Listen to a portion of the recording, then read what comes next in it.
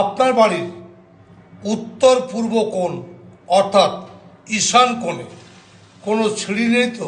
সিঁড়ি, তাহলে সেই বাড়ির যে কর্তা অর্থাৎ যিনি ইনকাম করেন, যার দ্বারা সংসার চালিত হয়, তার হেলথ এবং ওয়েলথ অর্থাৎ সম্পদ, ইনকাম, এই নিয়ে সমস্যা আসবে।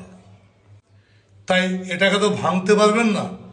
কি করবেন এর উপায় আমি বলে দিচ্ছি।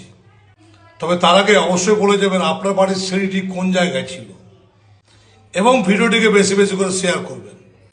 ঈশান কোণে যদি সিঁড়ি থাকে তাহলে আপনি আপনার দক্ষিণ পূর্ব কোণ যেটা,